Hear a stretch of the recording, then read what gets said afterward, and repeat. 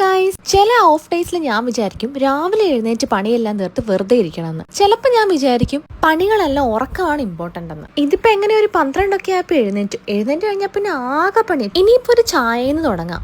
Expiry ആവാത്ത പാലാണെങ്കിലും ചില ദിവസങ്ങളിൽ അത് പിരിഞ്ഞു പോകാനുള്ള സാധ്യത ഉണ്ട് കേട്ടോ. അത് പിരിഞ്ഞു പോകത്തില്ല എന്നുള്ള വിശ്വാസത്തിലാണ് ഞാൻ ചായ ഉണ്ടാക്കിയത്. പക്ഷേ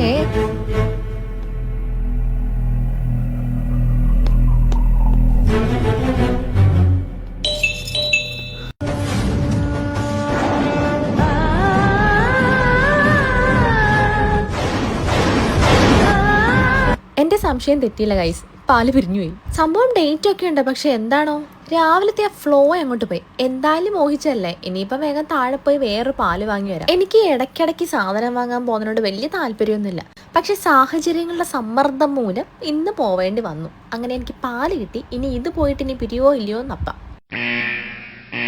അങ്ങനെ തിരിച്ചു വന്ന് വീണ്ടും ചായപ്പൊടിയും പഞ്ചാരയും വെള്ളവും എല്ലാം കൂടെ വാരി ഇട്ടിട്ടുണ്ട്. ഒന്നിനും ഇനി ഒരു കുറവും വേണ്ട. എപ്പോഴൊക്കെ എളുപ്പപ്പണി കാണിക്കാൻ പോയിട്ടുണ്ടോ അപ്പോഴൊക്കെ ഓരോ പണി കിട്ടിയിട്ടുണ്ട്. ഇനിയിപ്പോ കലങ്ങിയില്ലാന്ന് വേണ്ട, പുതിയ പാലാന്ന് കാണിക്കാനായിരിക്കും. കണ്ട പേപ്പറും പ്ലാസ്റ്റിക്കും എല്ലാം ആ ബോട്ടിലുണ്ട്. Again back to Belgium guys.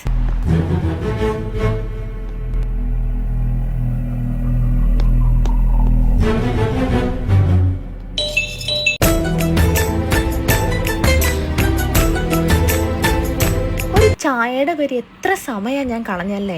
ഇനിയിപ്പം മെനക്കെട്ടൊന്നും ഉണ്ടാക്കാൻ കഴിയാത്തതുകൊണ്ട് ഇന്നലത്തെ ഫുഡിന്റെ കുറച്ച് ബാക്കി രാവിലെ പുഴുങ്ങിയ 3 മുട്ടയുണ്ടായിരുന്നു. ഇനിയിപ്പൊ ഇത് കഴിച്ച് കുറച്ച് സമയം അങ്ങോട്ട് തള്ളി നിൽക്കണം. അപ്പോഴേക്കും വൈകുന്നേരം ആവും. ഇത് കഴിഞ്ഞ് ഇനിയിപ്പൊ എന്താ എന്റെ പരിപാടി എന്ന് എനിക്കും തന്നെ അറിയത്തില്ല. അപ്പൊ നമുക്ക് പിന്നെ കാണാം.